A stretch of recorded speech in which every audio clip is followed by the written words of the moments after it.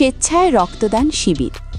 রক্তদান জীবনদান এই মহান লক্ষ্যকে সামনে রেখে এক মহতী উদ্যোগ দেখা গেল নারায়ণপুর বটতলা এলাকায়। বাংলার জননেত্রী মমতা বন্দ্যোপাধ্যায়ের অনুপ্রেরণায় আয়োজিত হল ১০৯তম দ্বিতীয় স্বেচ্ছায় রক্তদান শিবির। সেবা আর সামাজিক অঙ্গীকারের এক অনন্য নজির।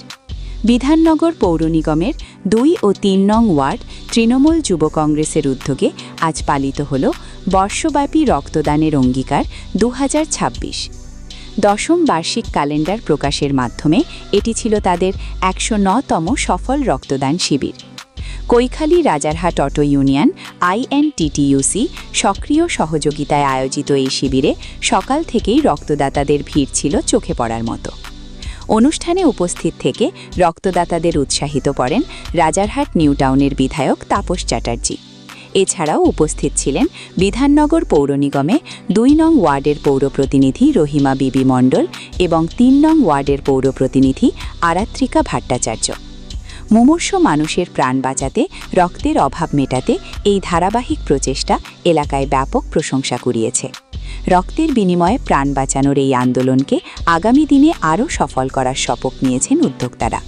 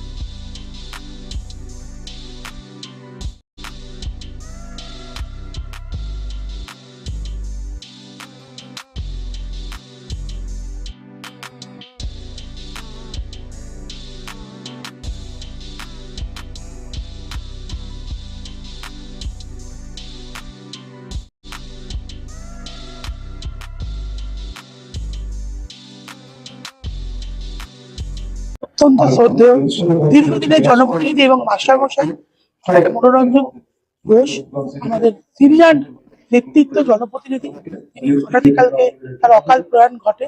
আমরা সকলে খুবই একটা কষ্ট পেয়েছি। আমাদের এক কথা আমাদের সহকর্মী একসাথে লড়াকু মানুষ ছিলেন। বোর্ড মিটিং এ দেখেছি একটা লড়াই করে নিজের ওয়ার্ডের জন্য সবসময়। জনপ্রতিনিধির থেকে আমরা নতুন জনপ্রতিনিধিরা অনেক শিক্ষা পাই, অনুপ্রেরণা পাই। ওনার আত্মার প্রতি আমি শান্তি কামনা করছি এবং পরিবার বর্গের প্রতি সমবেদনা জ্ঞাপন করছি। সেখানে আছে ভালো থাকুন, উনি অমর। জানেন যে আমাদের নারায়ণপুর অঞ্চলে 12 মাসে 12টা রক্তদান ক্যালেন্ডার থেকে হয়। তার মধ্যে একটি ক্যালেন্ডার অটো ইউনিয়ন ভাইরা প্রতি বছর তারাও এবার করেছে। তাদেরকে আমি অনেক অনেক ধন্যবাদ জানাচ্ছি। সময়ের আগেই তারা পর্যাপ্ত রক্তদান কমপ্লিট করেছে। আর আমাদের এলাকায় রক্তদানটা একটা উৎসবে পরিণত হয়। আর ক্যালেন্ডার থেকে ঈদ হয়, ক্যালেন্ডার থেকে দুর্গাপুজো হয়, কিন্তু আমাদের নারায়ণপুরে ক্যালেন্ডার থেকে আমাদের মুখ্যমন্ত্রী মমতা বন্দ্যোপাধ্যায় অনুপ্রেরণা, বিধায়ক তাপস চট্টোপাধ্যায়ের উদ্যোগে কিন্তু আমাদের এখানে ক্যালেন্ডার রক্তদান হয়। প্রচুর মানুষ এখানে রক্ত দেন।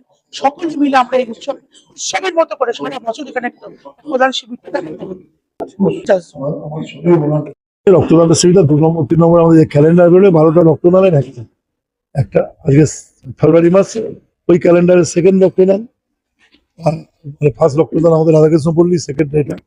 এবং এটা দেখছেন রক্তদান শিবির হলো মানে আমাদের 8-12 9-12 108 9 বছর পেরে 10 বছরে পড়েছি আমরা।